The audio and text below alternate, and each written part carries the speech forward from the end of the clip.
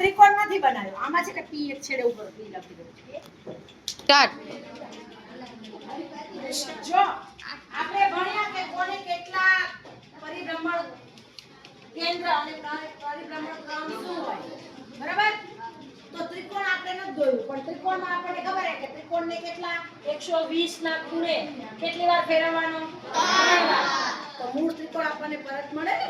એવી રીતે જો મેં ચોરસ, લંબચોરસ ને ઈ બનાયા છે, તો પહેલા આપણે ચોરસ લઈએ. ત્રિકોણમાં 3 વખત ફેરવતા હતા 120 ના ખૂણે, તો મૂળ આપણને એનો મધ્ય બિંદુ છે ત્રિકોણની 3 હતી, ત્યાંથી એને 3 વખત ફેરવું 120 ના ખૂણે, તો મૂળ આપણને ત્રિકોણ પાછો મળ્યો. તો ચોરસમાં એવું કરીએ. ચલો, ચોરસમાં કેટલા ખૂણે ફેરવવું પડશે? 4 વખત ફેરવવું પડશે. પણ કેટલા ખૂણે? ના, એનો પરિભ્રમણ કોણ કહેવાય?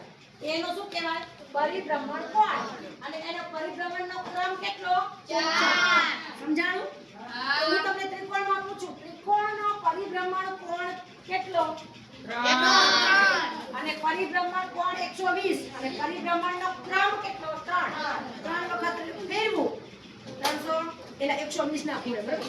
તો ચોરસમાં 90 નું એક વખત, 90 નું બીજી વખત, 90 નું ત્રીજી વખત અને 90 નું ચોથી વખત. તો જો આયા ખૂણામાં પી લખ્યો છે, પી પરત મળે ને આપણને, એટલે 4. એનો પરિભ્રમણ ક્રમ કેટલો? 4. અને એનો પરિભ્રમણ કોણ કેટલો? 90 લંબચોરસમાં. 90 લંબચોરસમાં આપણને પી પરત જોઈએ છે, બરોબર? 0 ક્યાં છે? 0 માં તો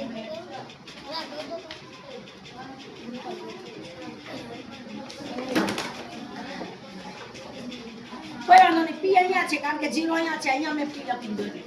ચલો આપણે અહીંયા પી લાવશું, જ્યાં છે ત્યાં જ. એક વખત 180 અને બીજી વખત 180, 2 વાર ફેરવ્યું તો અહીંયા પી મળી ગયો. મતલબ કે એનો પરિભ્રમણ કોણ 2, 180 કે 2 વખત ફેરવ્યું. સમજાણું? અર્ધવર્તુળમાં કેન્દ્ર એક જ વખત તમે આમ કરી આમ ફેરવો, બરાબર? 180 નું, તો ઈ શું થઈ જાય?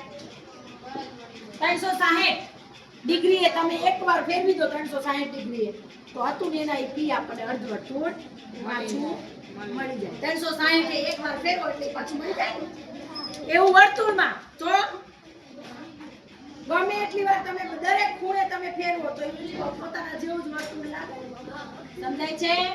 હવે પડી ગઈ એટલે આસાન છે. દરેક ખૂણે તમે એનો પરિભ્રમણ કોણ ગણી શકો.